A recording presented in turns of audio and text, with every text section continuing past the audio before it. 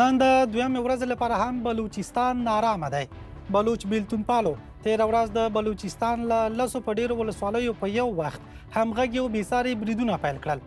بلوچ بیلتون پالو خپلو حملو کې امنیتي پوستې، دولتي ودانۍ، بانکونه او نظامي بنسټونه په نښه کړل. د حملو کې د پاکستاني عسکرو په ګډون لسګونه تنه ووژل شول. بلوچستان کې پاکستانی چارواکو بیا ویلي چې په ځوابي بریدونو کې شاوخوا 150 وسلوال وژلي دي. خو پوښتنه دا ده چې د بلوچستان په څیر حساس او ستراتیژیکه سیمه کې څنګه بلوچ بیلتون پالو په پراخو بریدونو سره د پاکستان امنیت وننګوه او په یوه ورځ یو وخت او په همغږي ډول له لسو په ډیرو ځایونو بریدونه اسلام آباد ته څه پیغام لري.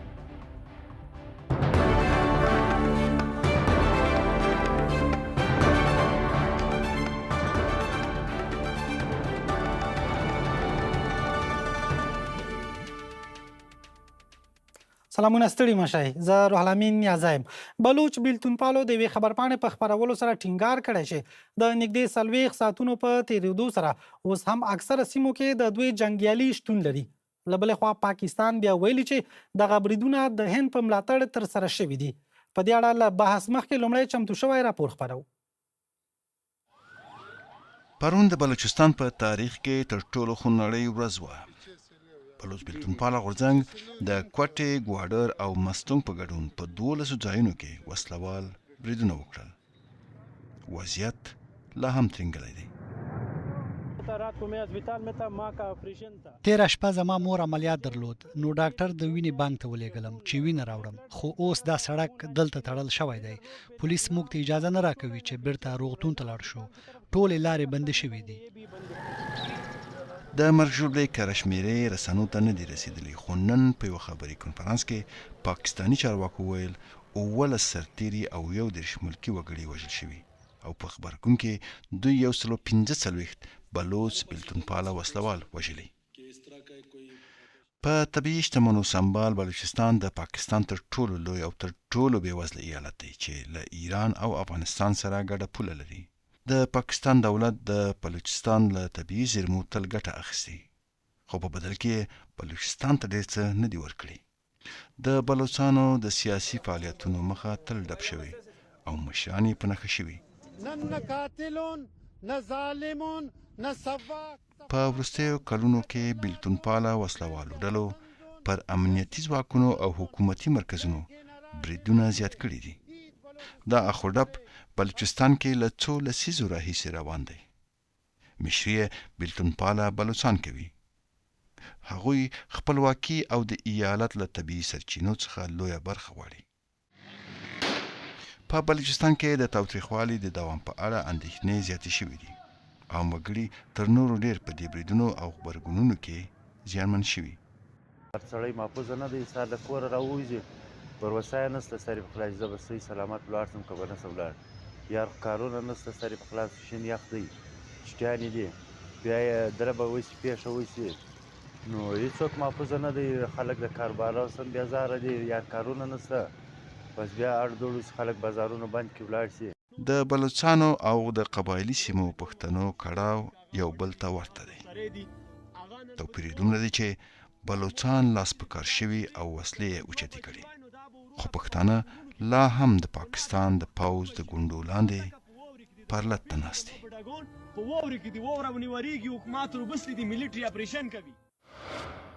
نننۍ خپرونه کې را سره میلمانه دي د لوی افغانستان د غورځنګ مشر مشال خان ټکر، د پېښور پوهنتون استاد عبدالرحمن خلیل او د افغانستان د ولسي ګوند د رهبرۍ شورا ویان یار محمد ترکی. درنو میلمنو، تاسو ته ښه راغلاست وایم. مخکې له دې چې تاسې ته راشم، لومړی ورځو کوټې ته. له کوټې نه ځایي خبریال کریم ملاخیل را سره یو ځای شوی دی. له ده څخه به د بلوچستان وروستی حال وپوښتو. ښاغلی ملاخیل، تاسو ته ښه راغلاست وایم، ستړي مه شئ. د بلوچستان وروستی حال له تاسې اورو چې هلته نن حالت څنګه و؟ مننه نیازی صاحب.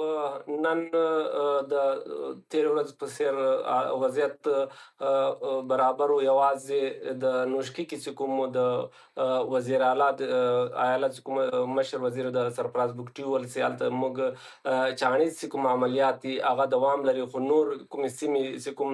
بلوچ بیلتالپالو برید کړی هغه له شړل سوي دي او اوس هلته امن برقراره ده. وزیر اعلی نن په مطبوعاتي کانفرنس کې وویل چې اعلی د 40 کوم غنټو کې موږ 150 ترهګر چې کوم دي هغه وژلي دي او د دوی جسدونه تر موږ سره دي. بل ورته نن حکومت له لورې کومه چې 140 ماده ده هغه تطبیق سوله. دې ماده تحت دا دي چې په موټرسایکل به 2 کسان سفر نه کوي، همدغسې 15 نه زیات کسان به یو ځای کېږي نه سره او څوک به مخ نه پټوي. له دې سره سم وزیر اعلی دا زیاته کړله چې کوم بلوچ بیلتالپالو پرون برید کړی د برید کوونکو سره له افغانستان هم خلک راغلي وو. بله بلوچ بیلتونپالو ویلي چې د 40 ساعتونو په تېرېدلو سره لا هم په یو شمېر سیمو باندې دوی کنټرول لري. خو له تاسو اورو چې هلته په بازارونو کې حالات څنګه ده، ورځنی ژوند څنګه ده، خلک په کوم حالات کې دي؟ تېره ورځ ویل کېدل چې مخابراتي شبکې بندې دي، موبایلونه کار نه کوي. نن هلته وضعیت څنګه و؟ موبایلونه کار زه سهار ښار ته رالم. ښار کې خو چې کومو سکیورټي چې کومه وه هغه بالکل شتون نه درلود، خو د ښار چې کوم وضعیت و هغه پرامن و. خلکو خپل کاروبارونه کول، خو د معمول په څیر هغسې ګڼه ګوڼه نه وه. یو علت دا هم و چې نن دلته چې کوم د رخصتۍ ورځ وه، خو خلک بیا هم راغلي وو، خو ویره ډېره خپره وه دلته په خلکو کې. ویره یې لرله، خو ماښام چې کوم دلته له ډېره وخته پورې دوکانونه چې کوم مارکیټونه وي هغه خلاص. خو نن دا مارکیټونه چې کوم هغه یو څه وختي بند شول او خلکو خپل کورو ته مخه کړله. ډېره زیاته مننه. کوټه کې آزاد خبریال کریم ملاخیل، ډېره مننه. ښاغلی ترکه، پیل کې به راشو تاسو ته په یو ورځ په یو وخت په همغږي ډول له لسو په ډېرو ځایونو بریدونه چې ویل کېږي 10 تنه جنګیالیو پکې برخه لرله، 10 پکې ځانمرګي بریدونه وو. اسلام آباد ته د بلوچ بیلتونپالو دغه پراخ بریدونه څه پیغام لري؟ سلامونه تاسو ته، ګران ټکر صاحب ته، میلمه صاحب ته وړاندې کومه. دا واقعا چې یو ډېر ستر غلچکي عمل و او دا اتم ځل ده چې د بلوچ ازادي غوښتونکي د خپل هویت، د خپل خود ارادیت، د خپلو منابعو د لاسته راوړلو او د خپلو خلکو، ښځو، کوچنیانو، ماشومانو، سپین ږیرو د امنیت لپاره دا اتم ځل ده چې د پاکستان په جوړېدو سره دوی دا مبارزه کړې ده. لومړی ځل یو کال وروسته له دې چې پاکستان جوړ شو دوی دا کار وکړو. البته تاریخچه ټول ته معلوم ده چې په بلوچستان په یو دوکه کې بې له دې چې بلوچستان د خلکو څخه پوښتنه وشي پاکستان سره یو ځای کړی شو او د یو یونټ تر نامه لاندې د دوی هغه خود ارادیت د خان د خلات خان له منځه ولاړ. خو دا امید دا و، هیله دا وه د بلوچ مشرانو، امید دا و چې د پاکستان په جوړېدو سره به دا پاکستان په یو عادلانه او مساوي یونټونو باندې یو ځای کېږي سره او بالاخره به د خلکو د سوکالۍ لپاره کار کوي. دغه امید او دغه هیله موجوده و، وقتا فوقتا دا رازوندې کېدله، ولې په عین وخت کې دغه دوکې هم د خلکو امیدونه لاهو کول او 8 وارې دوی دغه بغاوت په اصطلاح سره وکړه. دغه آخري عملیات چې اجرا شوي دي 2 شی موږ ته ښیي. لومړی هغه شی ده چې د بلوچ ازادي غوښتونکي حرکت د پاکستان د دولت د هیڅ ادارې د هیڅ سیستم تر تاثیر لاندې نه ده، برخلاف چې د پښتنو د خود ارادیت موومنت یا حرکت چې و په هغه کې ډیر زیات مذهبي مشرانو، جماعتونو، مذهبي ګوندونو ډیر رول درلود او په ډیر صورت سره دوی وکولای شي چې دا تر یو اندازې پورې کابو کې او د پښتنو د مذهبي احساساتو څخه دوی په دې لړ کې ګټه واخلي دي په پښتنو ګوندونه اسلامي ګوندونه او بعضي جماعتونه او بعضي مدرسې چې دوی جوړې کړې وي هغه هم د پاکستان د دولتي امنیت تر تاثیر لاندې مؤسسې وي هغوی وکولای شي چې دغه شی کابو کې خو د بلوچ د آزادي غوښتونکو حرکت چې دا یو مدني حرکت ده د یو نظامی حرکت ده او دا د پاکستان د هغو مؤسساتو چې جوړ کړي وو په خیبر پښتونخوا کې په بلوچستان کې دغه تاثیر موجود نه وو او په اصطلاح سره د بلوچ آزادي غوښتنې جنبش څه ده د مذهبي ګوندونو او د مدرسو له تاثیر نه وتلی ده نو ځکه د پاکستان د دولت لپاره ډیره سخته ده چې دا کابو کې او دا تر کنټرول لاندې راولي او چې هر څه کوشش او هڅې کوي بل لار نه ورته پیدا کیږي ځکه دا خلک ډیر زیات مصمم دي په خپل هوډ کې ډیر زیات په خپل هغه تاریخ باندې ویاړ لري او ډیر زیات موټیویشن د دوی په منځ کې ډیر زیات ده نو دا د پاکستان دولت یو ډیر غټه لانجه او چیلنج ده چې دوی نسی کولای لار دې ته پیدا کړي هغه کار چې دوی په خیبر پښتونخوا او په نورو پښتني منطقو کې دا کار وکړ په چترال کې وکړ هغه کار دوی دلته نسی کولای او دغه غټ پیغام د پاکستان دولت ته ده چې دوی د ډیر غټ لانجې سره مخ دي هغه څه په افغانستان کې په 40 کلونو کې دوی روان کړي اوس خپل ورسره لاس او ګریوان دي او دا چې څو وخت په دې هغه دارو دوی پیدا کړي دغه تر اوسه پورې دوی ته نه ده معلومه او ډیره زیاته مننه ښاغلی طارق حتما تاسو ته بیرته راګرځو ښاغلی ټکر دا بریدونه خو په یو ورځ باندې نه کیږي که نه دې ته به پلان جوړیږي وخت به ورته ټاکل کیږي ښایي یوه اونۍ یو میاشتې وخت ونیسي چې داسې ستر بریدونه پلان شي ورته یو طرحه جوړه شي د پاکستان پوځ استخبارات ولې خبر نشول چې بلوچ بیلتون پالي په دومره پراخه کچه باندې بریدونه کوي او دوی بې خبره پاتې کیږي د پاکستان حکومت د پاکستان پوځ د پاکستان استخبارات له دې هر څه نه خبرېږي بسم الله الرحمن الرحیم نیازي صاحب تاسو ته ستاسو همکارانو ته په ننني پروګرام کې ګډون کو او د لر او بر ټول افغان ولس ته د لوی افغانستان د غورځنګ ګریټ افغانستان مومنت ګان داړه د مینې نه ډک سلامونه وړاندې کوم ډیره مننه ګرانه که موږ دې ستونزې ته په غور سره وګورو نو څومره پورې چې د پاکستان د جوړېدو خبره ده نو دا په پردو ځمکو جوړ شوی دی لکه د افغانستان بلوچستان سند د بنګالیانو او د هندوستان په ځمکو د دې نه پرته پاکستان پښتانه بلوچ سندیان بنګالیان او پنجابیان په خپل منځ کې سره جدا کړي وو لہذا پاکستان یو غیر طبیعي هیواد دی د هندوستان د اخري وایسرای لارډ باونډویټ خبره چې دا پاکستان به د 15 کالو نه زیات شتون ونه لري خو لا 40 کاله تیر نو چې بنګالیانو خو د ټوپک په زور خپل ازادي د پنجاب نه واغشته او اوس د پښتنو بلوچو او سندیانو وار دی چې د پاکستان نه د تاریخ برخه جوړ کړي پاکستان تل د پښتنو بلوچو او سندیانو په څیر د مظلومو ملتونو څخه ډیر زیات ناوړه ګټه اخیستي او دا وی د منابعو په لټولې لاس اچول دي او دا بهیر ورستر بلا پراخيږي نو د بنګالیانو په څیر اوس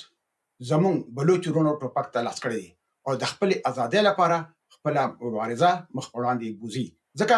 چې د ټوپک په زور په کال 1948 کې پاکستان د بلوچستان خپلواک هیواد بلوچستان باندې قبضه وکړه او د دې علاج هم دغه دی چې بلوچستان به هم د ټوپک په زور د پاکستان نه خپل وطن آزادوي او په کار ده چې په ازادۍ مین پښتانه هم د پاکستان نه د خپل ازادۍ لپاره ټوپک ته لاس کړي او دا په محکوم افغانستان کې چې کوم تشپنوم د پښتنو ډلې چې د عدم تشدد لاري د پاکستان د قانون د لاندې د پښتنو د حق خبرې کوي نو دا د پښتنو د پاکستان نه د ازادۍ د ټولو نه لوی دښمنان دي او چې څوک هم آزاد افغانستان بخښنه غواړم او چې څوک هم په آزاد افغانستان کې داسې ډول سازمانونو مرسته کوي نو هغه هم د لوی افغانستان دښمنان دي او موږ د ګام ملګری د خپل بلوچ ورونو د ازادۍ لپاره هلې ځلې په واسکو می ستایو ګوران یازي صاحب موږ په افغانستان کې درې ټکر صاحب پر بخښنې سره غواړم دغه تاسو په خبرو کې تم شم. تاسو وایئ چې باید وسله واخیستل شي، خو شاوخوا 12 لسیزې کېږي چې دوی دغه جګړه روانه کړې ده. نتیجه یې څه شوه؟ آیا بلوچانو ته خپل حقونه ترلاسه شول؟ آیا دوی چې څه غواړي ترلاسه یې کړل؟ ګوره ګرانه، همدغه خبرې په مشرقي پاکستان کې روانې وي. هېڅ نه جګړه وه، نه د مشرقي پاکستان کسانو بنګالیانو د پاکستان ازادي غوښته، خو چې خلک راپاڅېدل نو ټیک ته چې قرباني ورکړه، خو قرباني به ورکول غواړي. نو دوی هم لګیا دي هغه لار باندې روان دي او قرباني ورکوي څنګه چې بنګالیانو د پاکستان ازادي واغېسته. نو که موږ په ځای باندې کینو او بل د افغانستان د ټولو نه لویه ستونزه د پاکستان دا ده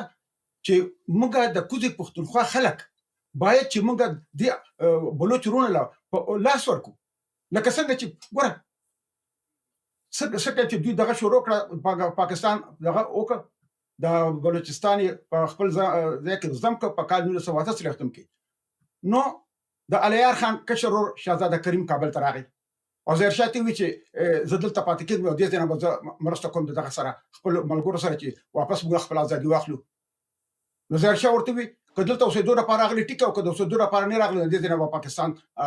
ته هېڅ ستونزه نه جوړوي. نو هغه واپس لاړ او هلته یې ونیو او 10 کاله یې قید کړ. خبره داسې ده چې دا زموږ د ټولو تاریخي وطن دی. پکار ده چې په لر کې دي او که په بر کې دي، که د افغانستان دولت دی، پکار ده چې موږ د دې خپلو وروڼو په واسکو باندې د دوی مرسته وکړو. ګینې نه به دوی د غلامۍ نه خلاص شي او نه به موږ د کوزې پښتونخوا پښتانه د غلامۍ نه خلاص شو. او دا کم کسان چې زه بیا دا خبره کوم چې د دې خلکو مخ بل طرف تړي چې د پاکستان د قانون د لاندې تشدد د پښتنو حق غواړي، نو همدا خلک چې کوم دوی افغانستان نه غواړي، پکار چې د دې خلکو مخه ونیول شي او د په بر کوم داسې قسمه خلک وغندل شي چې د دې قسمه خلکو مرسته کوي چې کوم د لر او بر د یو ځای کېدو مخالف دي. نو ګرانه، که دوی نن نه ګټي سبا به وګټي، که سبا نه ګټي بل ورځ به وګټي. خو نن په دنیا کې د دوی خبره لګیا د خلک ستایي. په دنیا کې ټول رسنۍ د درېمه ورځ ده چې په رسنیو کې دا خبرې دي بل هېڅ نشته چې بلوچان لګیا دي خپل ازادي غواړي. آیا د کوزې پښتونخوا یو کس راپاسي او دا خبره کوي چې موږ د پاکستان د خپل ازادي غواړو او چې دا کوزې پښتونخوا خلک راپاسېدلي نه، دا خبره مخ پر وړاندې باندې نه ځي. ډېره مننه ښاغلی کاکړ. حتما بیرته درته راګرځم. ښاغلی خلیل، تاسو ته مخ راغلاست وایم. بلوچانو هغه څه چې غوښتل یا څه غوښتنه چې درلوده هغه یې ترلاسه کړه. مثلا په دغه بریدونو کې پراخ بریدونه وکړه، دولتي ودانۍ ونیولې، دفترونه او بانکونو باندې حملې وکړې، پاکستان کې امنیتي پوستې ونیولې، پوستې په نښه کړې، خپلې موخې ته ورسېدل. پوښتنه دا ده چې د پاکستان په دغه استخباراتو سره، په دغه پوځ سره ولې ونه توانېدل پاکستاني ریاست د دې هر څه مخه ونیسي؟ بسم الله الرحمن الرحیم والصلاة والسلام علی رسول الامین. ناظر صاحب، شکرګزار یم تاسو چې ډېر اهم موضوع باندې نن پروګرام راوړی دی. ډېره مننه. بدبختانه موږ چې کومه موضوع ده زموږ ملګرو نوره غوسه وښکه، ټکر صاحب خو بل طرف ته لاړو. یو دوه جوابونه د ټکر صاحب ورکوم چې دا درد دی چې پاکستان دی برباد شي، خاکم بدهن. نه پوهېږم چې دا د چا بیانیه وایي. پاکستان دی ولې خرابول غواړي. د بنگال کیسه چې کومه ټکر صاحب وکړه، بنگال خو پرون نارې والي دي چې پاکستان زنده باد او بنگلاديش د پاکستان سره ضم شي. هغې اکثریت دا نارې والي دي او د هندوستان خلاف دا نارې والي دي چې هغې موږ برباد کړي یو او د مجیب بیانیه په سمندر برد کړې ده. یا خو ټکر صاحب ناخبره دی یا سترګې پټې کړې دي. ما ته ډېر افسوس دی چې داسې پوهان چې هغه د عدم استحکام خبرې کوي. موضوع د بلوچستان ده، دوی پکې دا کیسه راوسته، یا خو خوب نه دی کړی یا خوب لیدلی دی. بیا ښاغلی خلیل، هر څوک خپل نظر وایي، هر څوک خپل نظر څرګندوي. ما ګیله وکړه، نظر خو دې ووایي، خو ما ګیله وکړه چې پاکستان خلاف د درد موقع نه ده. موږ بلوچستان باندې پروګرام کوو او د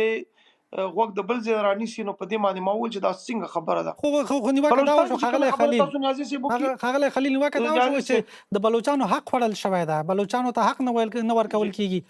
ښاغلي ټکر اشاره وکړه چې بله لار نه لري له جنګ پرته، بالاخره باید دا نیازي صاحب برعکس خبره ده. تاسو پرون نه انټرنیشنل میډیا وګورئ او د انصاف په سترګه وګورئ چې انټرنیشنل میډیا د دې بلوچستان باره کې سوی حق هغوی ته بالکل ورکړی شوی دی. دې کې هندوستان ټیک ټاک لاس وهنه کوي. ما بلوچستان ډېر د نږدې نه کتلی دی، بلوچانو سره مې خبرې کړي دي. ټیک ته محرومي هم شته دی، د هغوی ګیلې هم شته دی، ګیلې په حق هم دي بعضې. آیا د ګیلو دا مطلب دی چې هغه د عامة الناس مړه کي یا د بینک خراب کي، یا تاسو چې وویل چې زما چې د امنیتي کوم چې غیر وسلوال خلک دي یا وسلوال سره د مقابلو کی او اسپیټال کې کوم رپورټ چې تاسو پیش کو چې روډونه بند کی او تکلیف جوړ کی، دا برعکس خبره ده. زه دا غوایم آی کې ټیک ټاک هندستان لاس وهنه کوي او نن چې تاسو ګوري چې کوم رپورټس دي، کوم چې د بی ال ای بلوچستان چې لیبریشن آرمی یا برهمداغ چې کوم کسان نیولې شوي دي، تاسو د هغوی انټرویوز واورئ چې عالمی دنیا هم په هغې خبرې کړي دي چې هغه د چا خبره کوي. هغه ټیک ټاک چې دوی ورته فتنة الهندوستان نوم ورکړی دی، هغه د هغوی آشیرباد ورته حاصل دی او یو کم 15 کسان د دوی د لاسه ورکړي دي. زمونږ د آرمی کسانم شهیدان شوي دي پکې او عوام یې هټ کړي دي. بینک خو د یا اسپیټال یا سکول یا مدرسه یا پوهنتون چې څوک هټ کوي، نن په عالمي نړۍ کې دې خبرې ته خلک څنګه ګوري. بله خبره دا ده چې دې خلکو پخوا هم د چا په بغل کې ناستو د پاکستان خلاف پروپاګاندا کولا، د پاکستان خلاف کار کوي. دا یو ډېر مختصر اواز پیدا کیږي. ښاغلی خلیل، هند له هغه غزي څخه زرګونه کیلومتره لرې راځي یا سلګونه کیلومتره لرې راځي په پاکستان کې، په بلوچستان کې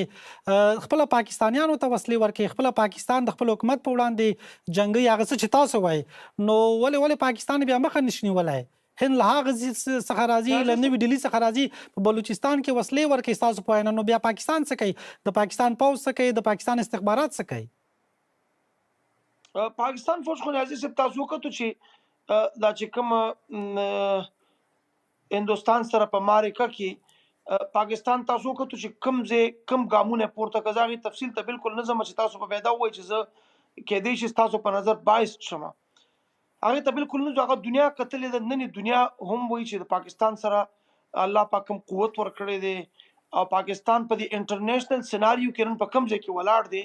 دې باندې زه بالکل خبره نه کوم. تاسو د یو انټرنیشنل میډیا سره او د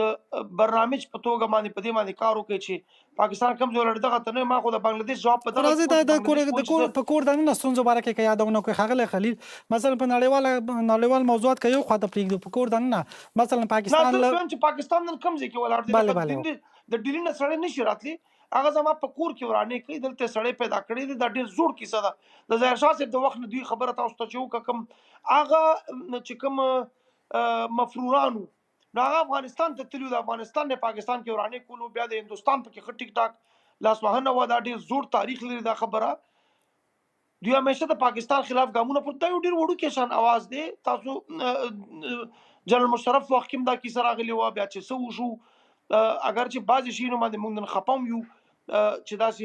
وشو، خو چې هغوی د پاکستان خلاف کوم پروپاګانډا کوي یا څه کوي، دې کې بهرنۍ لاس وهنه ده. زما مقصود دی خبره کې دی. بله خبره دا ده چې دا خو یو چند وړوکی شان اواز دی. تاسو ګورئ یو پوسټ هم نه نیولي، ډېره مننه چې کوم تاسو دغه حملې ته وړوکې حمله وایي، خو په یو وخت باندې په 12 ولسوالیو باندې بریدونه د بانکونو، هغه تاسو خپله یادونه وکړه، د بانکونو باندې حملې په امنیتي پوستې نیولې. ګوره دا موږ ډنای کولی ذکر وشو چې دا خو په امریکا کې هم کېږي، په لنډن کې هم کېږي. په امریکا کې داسې نه دي شوي ښاغلی خلیل، په امریکا کې په امریکا کې هیڅکله داسې نه دي شوي چې په یوې سیمه د وسلوال برید وکړي. صحیح دی، یو کس راځي ډزې کوي، هسې شوي دي، خو داسې ډله ییز بریدونه کوي، 10 دانې ځانمرګي بریدونه کېږي، داسې نه دي شوي. په هر حال حتما تاسو بېرته راګرځم. 9/11 کې نه دي شوي نیازی صاحب؟ بلې 9/11 کې نه دي شوي؟ نه، هغه خو تیارې راپورته کړلې، په بلډینګونو باندې حمله وکړه، هغه خو یو څه متفاوته موضوع وه که نه؟ داسې نه و چې متفاوت. زه گزارش کوم که نه نیازی صاحب، د دې دپاره هم چې امریکا یو مضبوط قوا لري، خو بیا هم دا کېدی شي ځکه چې تخریب کار کوم ځای کې هم وي او خپل کار کولی شي. دې باندې هغه نه دی پکار، دا خو یو د طرفیزه جنګ دی. زما گزارش دا چې یعنی امریکا هم محفوظ نه ده، په افغانستان کې هم کېږي، په پاکستان کې هم کېږي، په لنډن کې هم کېږي، نور هیوادونو کې هم کېږي. دا د نن سبا دنیا کې دا د معمول واقعات. بله، ډېره مننه ښاغلی خلیل، حتما تاسو بېرته راګرځم. به حتما که اجازه راکړئ ښاغلي طریقې ته به وخت ورکړم بیرته حتما تاسو ته ښاغلی خلیل راګرځم. ښاغلی طریقې تاسو نظر هم راخلو چې پخوا به بلوچ بېلتونپال چې و هغه ته ډېره پورې په غرونو کې او په غرونو کې به یې حملې طرحه کولې، لامغیزې څخه به یې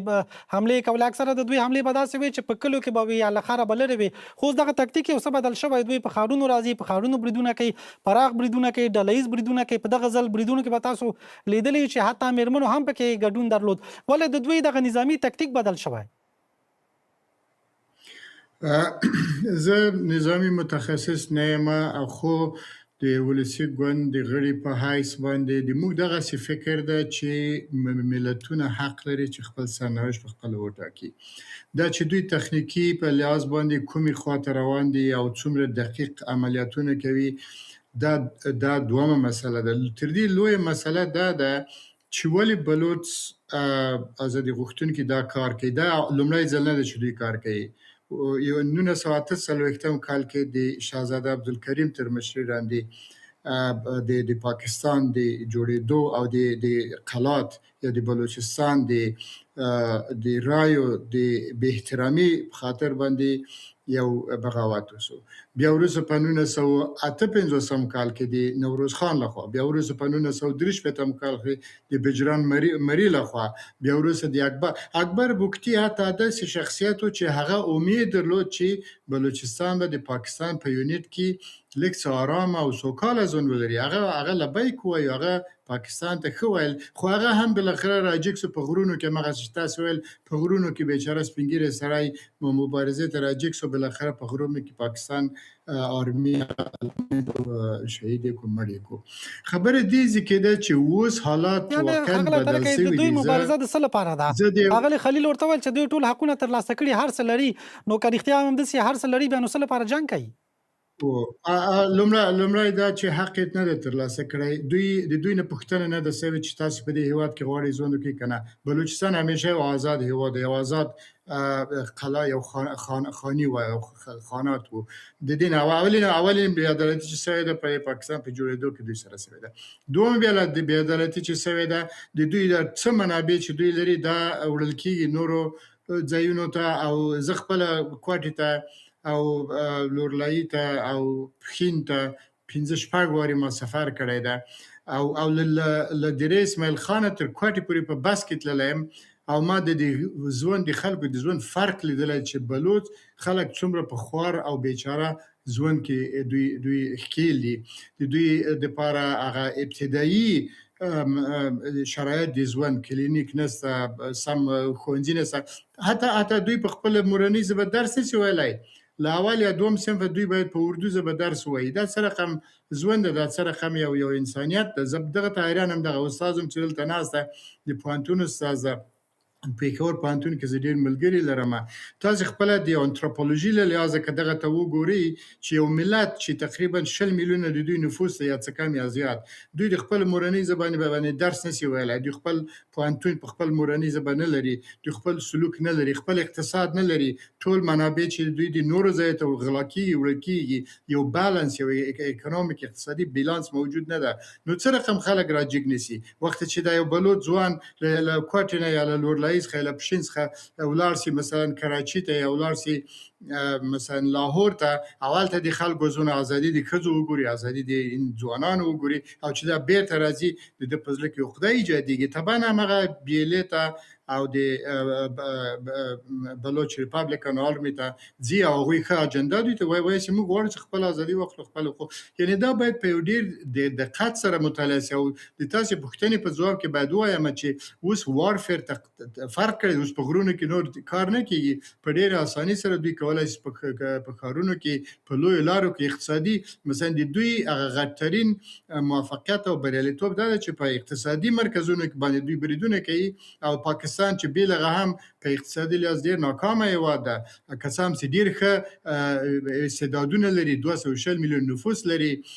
منابع لري، ډېرې زراعتي ځمکې لري، ولې په اقتصادي لحاظ یو ناکامه ملک ده. دوی هغه د دې اقتصادي وضعیت نور هم ورخرابوي. نو د دې دپاره د پاکستان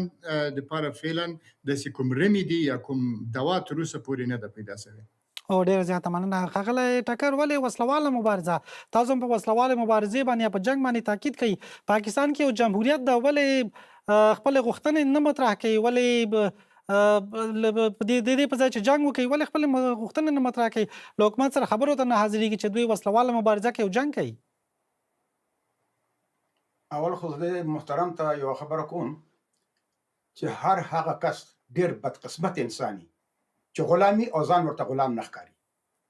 او دا بیچاره د مشرط علوم پیداوار دی او کېدای شي چې مشرط علوم دی په هلته په یونیورسټۍ کې مخی، نو دنه زه څه تمه نه لرم چې ګینې دی به څه داسې خبرې وکړي. دته دا هم پته نشته چې لر او بر او دا څوک دي، او زمونږ پېښور د بر څلور میاشتې به دا د افغانستان سرمایه دارالخلافه وه، دې بیچاره ته به دا پته مني. خو زه دلته یو بله خبره کوم. ګوره په پاکستان کې 3 ادارې ډېرې پیاوړې دي. د پاکستان فوج، سیول ملټري اسټابلیشمنټ او عدلیه یعنی قضایه، چې په دې ادارو د 80 سلنې نه زیات پنجابیان دي، او په دې 3 قواو پنجاب دا نور 3 وړه ولایتونه یرغمال کړي دي، او دا 3 ادارې په پاکستان کې بل یو اداره هم پیاوړې کېدو ته نه پرېږدي، ځکه چې بیا به 3 وړه ادارو ادارهداري ختمېږي. خو دلته پنجاب یو بل ډېره لویه ګوته کړې ده چې په دې 3 ادارو کې د نور ولایتونو نه د دې کس په شان ته هغه کسان د ځان سره یو ځای کړي دي چې د پنجاب د ګټو د پنجابیانو نه زیات خیال ساتي، او هم دغه پنجابیانو د ډېر ډول کسانو سره هم هغه قسم کومکونه کوي چې کم کومکونه هغوی د پنجابیانو سره کوي. نو ور خو دته ځان غلام نه ښکاري. بله دا خبره ده، ګوره چې یو ماشوم ونه جوړي که نه، نو مور وله پی نه ورکوي. هغوی ټوپک ته لاس کړي دي. د هغوی بچي په دې صدۍ کې د هغوی 80 سلنه بچي چې کوم دي هغه سکولونو ته نه ځي، هلته کې دغه نشته. نه خو یادونه شته ښاغلی ټکر چې دوی ته ټول حقونه ورکړل شوي دي، دوی هېڅ مشکل نه لري. دوی د هند د خوشحالولو لپاره یا د هند لخوا دوی یو ډول داسې تشویق شوي دي چې جنګ وکړي له خپل حکومت سره. دوی مشکل نه لري، دوی هر څه چې کوي د هند لپاره کوي. یو خو دا دونه دروغجن خلک دي چې و چې دوی هر څه د هند لپاره کوي. پاکستان جوړ شوی په دروغو دی، نو د هغې خلک به دروغجنان نه. پاکستان د اسلام په نوم جوړ شوی، 200 پورې پکې یو اسلامي قانون راغلی دی. محمد علي جناح سره مسلمان نو، او هغه د دوی بابا ملت او هغه پاکستان جوړ کړی دی. دا ټول دروغ وایي. دوی په دروغ وایلو باندې شرم نه ورځي. ګوره زه تاته دوی چې موږ په پاکستان کې دا کم نور قومیتونه چې کوم دي، که موږ شپه ورځ هلې ځلې کوو د پارلمان خبرې، ته څه سره پارلمان خبره کوې؟ 50 سلنه چوکۍ د پنجاب دي، نو که دا نور ټول ولایتونه ورته یو ځای شي، نو هم د پنجاب نه هېڅ قسمه پروژه مخ په وړاندې باندې نشي بوتلی. بجلي، ګیس او معدنیات په پښتونخوا کې دي، خو د بجلي لپاره ورته مرکزي دفتر وبډا هاوس په لاهور کې جوړ شوی دی. ګیس، سمندر او معدنیات په بلوچستان کې دي، سمندر او ګیس په سند کې دی. پنجاب د پاکستان 1 سلن ګیس تولیدوي او 80 سلنه ګیس استعمالوي. نو مرکزي دفتر او OGDC آیل اینڈ ګیس ډیولپمنٹ کارپوریشن ورته په اسلام آباد کې جوړ شوی دی، او دا ټول د مرکز سره دي. خو چې د پنجاب یوازې غنم کېږي هلته، نو هغه د پنجاب سره دي، د مرکز سره نه دي. او هر وخت په نورو ولایتونو د سرمنو اسمان ډبوي چې نن در باندې غنم بندوو او سبا در باندې غنم بندوو. نو د پاکستان منل د پنجاب غلامي منل دي، او دا کس د غلامت ته تیار دي چې د همدغه شان غلام پاتې شي. خبره اوس ډېر زیاته رسېدلې ده. نیوکه هم دا ده ښاغلی ټکر چې د جمهوریت په چوکاټ کې د خپلې غوښتنې مطرح کړي. څنګه؟ د جمهوریت په چوکاټ کې د خپلې غوښتنې مطرح کړي. نو جمهوریت خو دغه 15 کال خو په پاکستان کې دغه نظامي حکومت، او اوس خو عمران خان 80 سلنه چوکۍ ګټلې دي هغه په جیل کې ده، او پنجابیان 19 چوکۍ ګټلې دي هغه په دولت کې. د کوم دغه خبره کې دلته کې د په هر څه باندې پنجاب قبضه کړې ده. د دې نه علاوه که موږ داسې خبره کوو چې موږ په ډیموکراسي، د کومه ډیموکراسي خبره کوي؟ ډیموکراسي دې ته وایي چې عمران خان نن په جیل کې پروت دی. ګناه څه ده چې الیکشن یې ګټلی دی؟ خو نن دا خبره په هر محفل کې د تل لپاره په بحثونو کې کېږي، په ځانګړې توګه په هغې ولایتونو کې لکه پښتونخوا، بلوچستان او سند کې چېرته چې ملي ظلمونه شتون لري، او هغوی دا وایي باید چې پاکستان تجزیه شي. د دې متعصبانه او پریوتي چلند اصلي عمل د پاکستان د فوج لخوا رامنځته شوي د اقتصاد، دولت او د ټولنې په ټولو برخو کې دوامداره بحران او عمومي زوال دی. په بلوچستان کې نورین، په خیبر پختونخوا کې خونړی بلوي، په کراچۍ کې د وجنو لړۍ، د مذهب په نوم د وجنو لړۍ، د ښځو او مذهبي اقلیتونو جلد ته وحشتناک تعصب، فرقهیزې وجنې، ترهګرۍ او د خلکو په شخصي ژوند کې د مذهبي محافظینو ناوړه لاسوهنه د پاکستان ټولنه په بشپړ ډول د قبر په غاړه باندې ودرولې ده. دا بلسفمي یعنې د مذهب د سپکاوي قانون په بشپړه توګه دا روان دي په پاکستان کې، او په ځانګړې توګه پښتانه، بلوچ او سندیان ډیپریشن کې یعنې په جوړ خپګان کې مبتلا دي. د دې ذهنیت سره دا یوازې د وینې تویولو، ویجاړولو او د یو خونړۍ کورنۍ جګړې وحشتناکه سناریو تصور کولی شي. ډېره مننه ښاغلی ټکر. په داسې حالاتو کې د پاکستان تجزیه کېدل حتمي دي او ان شاء الله تعالی چې دا به کېږي. ګوره یا اخري خبره کوم، د نیویارک ټایمز یو خبریال ډیوډ سندر په خپل روسي کتاب کنفرنٹ اینڈ کنسیل کې لیکي چې باراک اوباما خپلو کارکوونکو ته ویلي و چې د هغه تر ټولو لویه د ملي امنیت اندېښنه دا ده چې اټومي وسله لرونکي هېواد پاکستان به له منځه ځي، او هغه هم د پاکستان اټومي وسلو د ویش مخه نشي نیولی چې کوم وخت به پاکستان تجزیه کېږي. پاکستان فوج جنوب هېواد ژغورونکي ګډي، خو د هندوستان سره په څلورو جنګونو کې خو دوی ونه توانېدل چې هېواد وژغوروي. بله خو ښاغلي خلیل ویل لنډ ځواب کې راغی چې تاریخ ثابته کړه چې په تیر کال کې چې جنګ وشو پاکستان هند ته ماتې ورکړه. دا خو دوی وایي که نه چې پاکستان هند ته ماتې ورکړه، چې پاکستان دوی ته هند ته ماتې ورکړې ده، نو د اوسه پورې دوی یو ځای خو هغوی خو یولس ځای نه ښودل چې دا مونږ وښلي دي، دوی یو ځای خو چې مونږ ماته ورکړې ده. ډېره مننه ښاغلی ټکر، ډېره مننه. حتما تاسو ته بېرته راګرځم. ښاغلی خلیل، تاسو یادونه وکړه چې دغه وسلوال یا بلوچان چې دي د دوی هند ملاتړ کوي، خو راځئ که یو څه دغه د بهرنیو هېوادونو نه داخل ترې شو. مثلا په کور دننه پاکستان ډېرې ستونزې لري. له بلوچانو سره د پاکستان ستونزه ده، له ټي ټي پي سره د پاکستان ستونزه ده، له پی ټي ایم سره د پاکستان ستونزه ده، له پی ټي آی سره د پاکستان ستونزه ده. په کور دننه پرېمانه ستونزې لري. نو بیا څنګه وویل شي چې د هر څه شاته هند لاس لري او هند ملاتړ کوي د بلوچانو یا په ټوله کې د دغو وسلوالو چې په وروستیو 2 ورځو کې په بلوچستان کې حملې کړي؟ ناظر صاحب، ډېر احترام سره وایم، ټکر صاحب خو تاریخ بالکل مسخ رافیل باره کې د ته پته نشته دی چې کوم ځای کې هغې ماتې خوړلې ده، هم ورته پته نشته دی. د پاکستان خلاف دومره حد ته تللی دی چې د ته په هر ځای کې پنجاب کار یا خو ټکر صاحب بوډا شوی دی، له غوندې تاریخ تیر شوی دی ډېر معذرت سره، یا بیا سترګې پټۍ د هغې کونترې غوندې چې په هغه باندې کله تکلیف راغلی نو سترګې پټې کړي.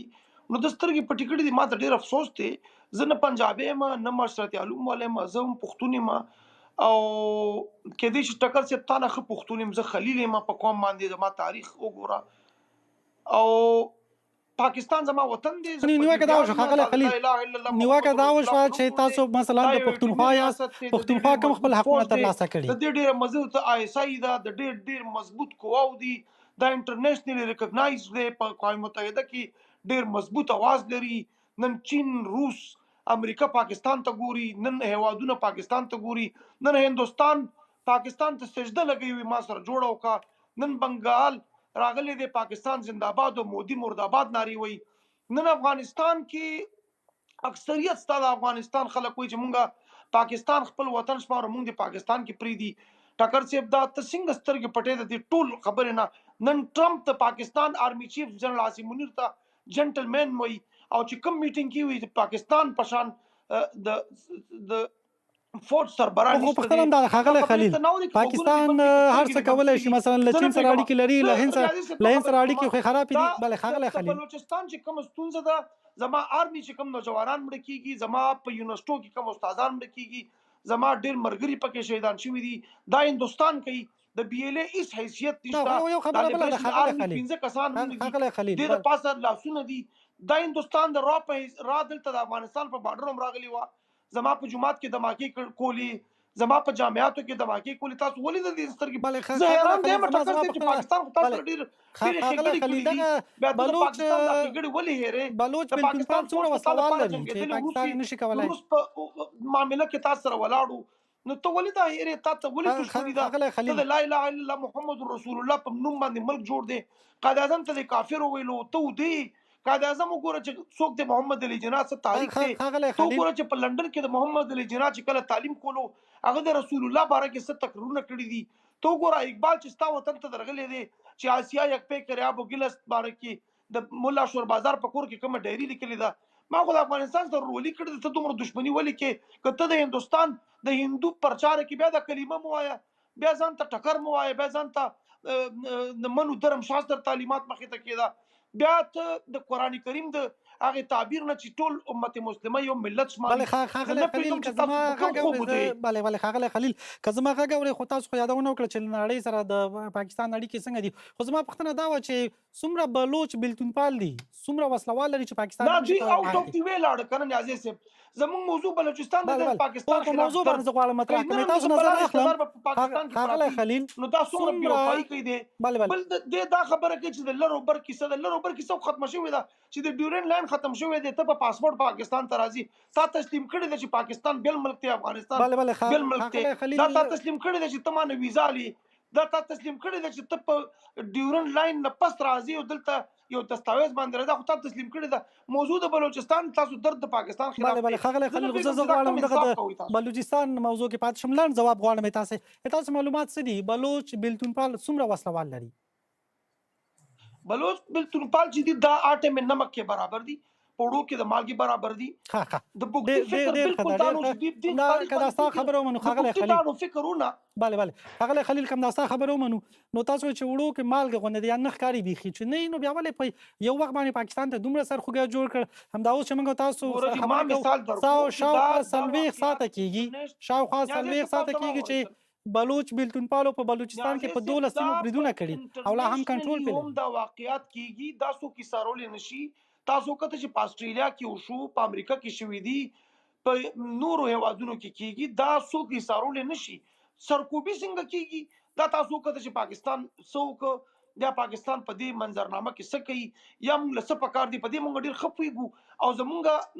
عزم دا دی چې هغه خلک چې هغه د هندوستان په غېږ کې ناست دي او زما جنډه سوځي هغه ته هېڅ حق نشته چې په دې وطن کې اوسېږي او ډېره مننه تاسو د امریکا یادونه وکړه ښاغلی خلیل خو امریکا کې هغه څومره چې زما په یاد امریکا کې هېڅکله داسې نه دي شوي چې یو وسلواله ډله دې راپورته یوازې امریکا مې نه ده کړې استرالیا کې پرون شوي دي دا خو فردي راځي که نه یو کس راپورته کېږي ډزې کوي په خلکو باندې خو دا چې یو وسلواله ډله راځي بریدونه کوي داسې نه دي شوي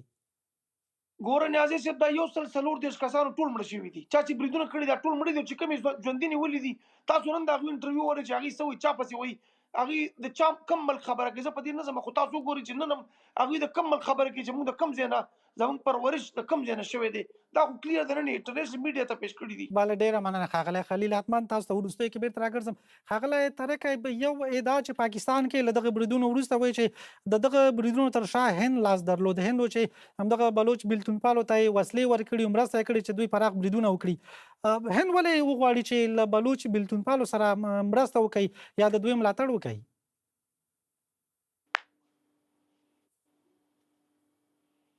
بله ښاغلی ترکه ستاسو مایک بنده فکر کوم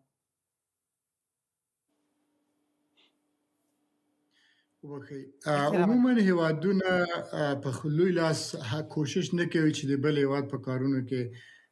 لاسوهنې وکړي ځکه دا ډېر سیاسي او حتی نظامي جنجالونه او لانجې ایجادوي غیر له دې چې یو سیال هیواد په منځ کې د خلکو نارضایتي را وپارېږي لکه په افغانستان کې چې خلک ناراضه سول د دولت نه او هغوی پاکستان ته مراجعه وکړه او پاکستان دوی ته وسلې ورکړې او دوی را وپارول د دولت او د نظام په ضد هغې نه مخکې پاکستان ډېر کوشش او هڅه کوله چې افغانستان سره ښه اړیکې ولري هماغه وخت چې خلک ناراضه سول په افغانستان کې دوی دغه یو فرصت یو اپرچونیټي دوی ته جوړه سوه چې دا کار وکړي یعنې که هلته بلوچستان کې هیڅ لانجه نه وي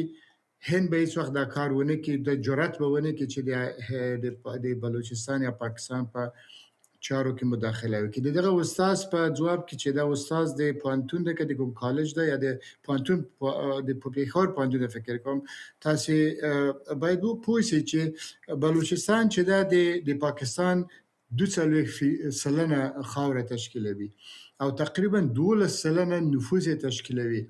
اما د بلوچستان جی ډی پی د پاکستان 3 سلنه ده 3% یعنی د خلکو درآمد یا تاسې عواید ورته وایاست یا درآمد ورته وایاست هغه 3 سلنه ده 3% اوس نو تاسې خپله فکر کړئ چې یو ملت چې 22 میلیونه نفوس ولري او هغه 3% دغه هیواد جی ډي پی تولید کی دغه هیومن ډیولپمنٹ انډیکس چې هغه په هغه کې سواد په هغه کې لایف ایکسپیکټنسي ده په هغه کې نور پارامترز دي هغه د پاکستان په نسبت 0.4 ده اوس تاسو خپل دې ته فکر وکړئ په داسې او برخلاف بلوچستان چې دا د پاکستان ټول پاکستان 23% مایننګ انډستری د پاکستان کې ده 30% او 22% زراعتي توکي هلته موجود دي او تولیدېږي نو تاسو فکر وکړئ چې یو ولایت یا یو ملت دومره تولید کوي ته ولې د دوی جی ډي پی 3% 3% ده یعنی معنا ده چې غربت هلته موجود ده سواد هلته ټیټ ده کچه د سواد 8% شاید پاکستان اوس نو دې ته که تاسو وګورئ طبعا دا انسرجنسي ایجادوي دا انسرجنسي ایجادوي مخالفت ایجادوي بله پاکستان کې یا شاید خاغله خلیل په دې فکر چې بلوچستان کې نامني ده ځکه د سرمایه گذاري لپاره زمينه نه برابره بلوچستان کې امنیت نشته ځکه د هر څه ته زمينه نه برابره و نامني له کومه پیدا کی نامني د خلکو له شکایت د خلکو له گریوینسز خراب پیدا کیږي وخت چې او یا کاله یو مور ونیسي کولای خپل ماشوم ته سم شودي ورکی کلینیک ته بوزي مثلا او یا کاله یو پلار او مور ونیسي کولای خپل ماشوم ته د دوی په ژبه باندې مکتب سکول وایي او دوی چې لوی سي دوی ته فرصت اپورچونټیز نشته امکانات نور نشته طبعا که زه هم اوسم زه اصل اخلم که زه ما اولاد هم داسې حالت ته راسي زه هم دا کار کوم دغه استاد او ټکر صاحب او تاسو ټول په دې باندې پیږي دغه موضوع باندې چې دی اصلي بنسټ او تهداب چې دا هغه له اوله کوږي خودل سوی ده د خلکو نه پوښتنه نه ده سوی خلکو باندې امریت سوی دوکه ور سره سوی ده بیا وروسته هغه خلک وږي ساتل سوی دي یو خو دوکه کیږي دوکه انګریزانو هم ډیر کړي دي پاکستان هندوستان هم کړي دي خو وروسته هغه که دوکه کړي و بیا نو خلکو ته دغه فرصت برابر کړي و چې دغه دوکه و دغه د پاکستان درآمد دغه عواید دي دغه به مساوي له کورونو ویشو یو بل سره دغه تقسیمات کوي یا دې بزون کوي یو ځای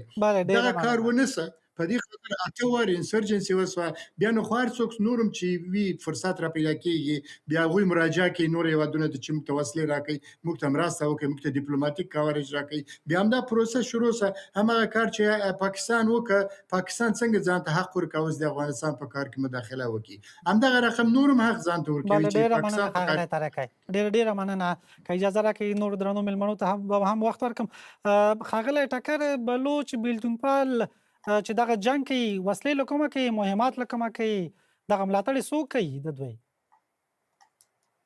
ورګه زه د یو کس لږ جواب ورکوم سوال بیا راځم یو خو دا ده چې د یو خبرو په دې زمانه ډېر ښه پښتون دي نو زما مشران هغوی په کال 1919 کې د انګریزانو خلاف راپاڅېدلو حاجي ملک معصوم خان ټکر بیا په کال 1920 کې زموږ انګریزانو سل جربه ځمکه نیلام کړه او بیا په ټکر جنګ د ګولۍ ورېږي ونې په دغه کلمه زما په کور جنګ ځکه چې زما نیکه دغه نیولی انګریزانو نو ولس راپاڅېده او انګریزانو زموږ د راوسېدله او ځکه زه خپل ازادۍ لپاره جنګ کوم چې د پښتنو د یو متل دی د باز د جالې نو د باز بچي پاسي او د داسې قسم خلکو مشرانو به زموږ د مشرانو جاسوسي کولې ځکه د ټپوس د جالې نه د ټپوس بچي پاسي بله خبره داسې ده چې دوی دا خبره کوي چې د پاکستان یو ډېر زبردست فوج دی ډېر ښکلی فوج دی څلور جنګونه د هندوستان سره وکړل په هر جنګ کې به دوه خپلونه جوړول او په مشرقي پاکستان کې 93,000 فوجانو خپل پټولونه پرېښو ډېر زبردست فوج دی ګوره خبره دا خلک د وزیر تاریخ نه خبر زه خو نه پوهېږم چې په پاکستان کې د سره تاریخ مضمون شته نو دې بیچاره تاریخ ته کوم ځای نه کتلی چې دې ماته دا خبره کوي چې زه د تاریخ نه خبر او زه ډېر ویښ یم ستا مشران چې دو هغه وخت کې زه ویښ ستا ته د خپل مشرانو تاسو کوم زما خاندان په هغه وخت کې ویښ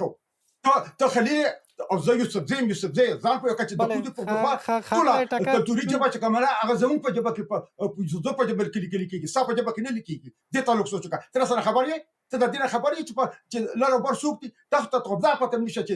د کله د کودو د بر د یو بل سره تعلق دا زمونږ زمکه د باسینه پوری او دا بس تاسو موږ غواړو او تاسو دا یو سرګ بجالي او بل بخاندي او دا به موږ تاسو اخلو بل د ډیورنال خبرو کړه د مشرقي پاکستان ټول سرحدات چې کوم هغه دنیا منلو بین المللي سرحدات نن مشرقي پاکستان څه شو دا ډیورنال ته تاسو ګوره او په دې ډیورنال به موږ درځو او د اباسین پر خپل ځمکه نه اخلو او ستا په شان خلک به یا اباسین ته ورځو او یا به د اباسین د خطر پنجاب ته د مخ نه ځل بندوبست کوي چې یو د یو کس دلته ځنیشه دا د افغانستان ځمکه د په دې به پښتانه سي په دې به د پنجابیان یا د غسل تریسټ نو سي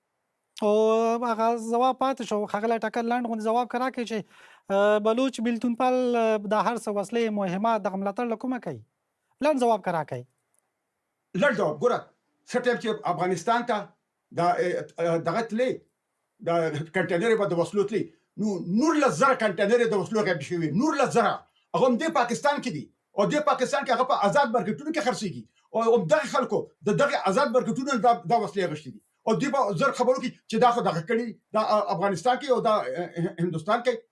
چې تاسو د اصل ویخ کار په افغانستان کې غوېمه کولی نو هغه خو درته نه دی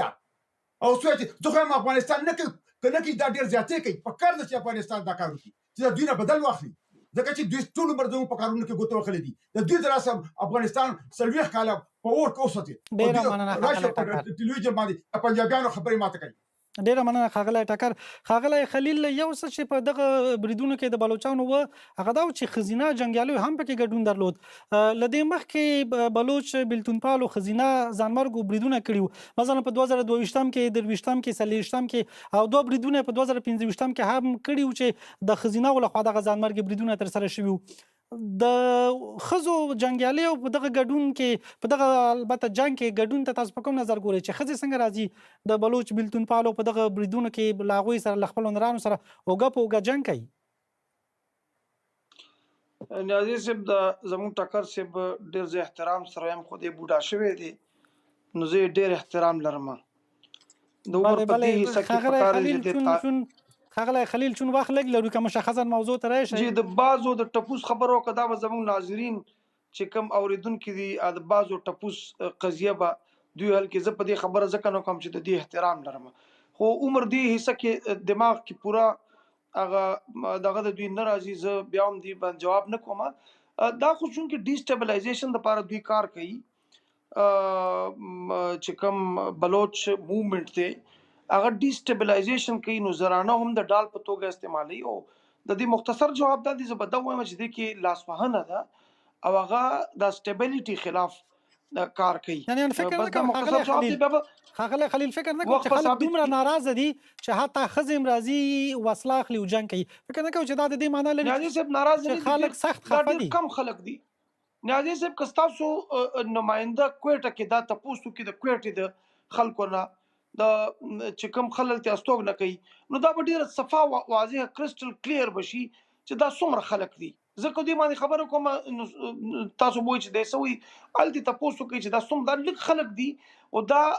لاسوهنه دا ټیک ټاک لاسوهنه ده دا څنګه خلک دي خلک یو خبره چې دا څومره خلک دي چې مثلا پاکستان نشي کولای کنټرول کړي پاکستان نشي کولای لمنځه یوسي پاکستان نشي کولای چې بلوچستان کې امنیت راولي